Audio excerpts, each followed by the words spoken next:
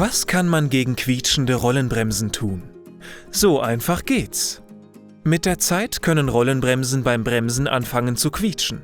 Um dies einfach zu beheben, benötigen Sie Rollenbremsenfett.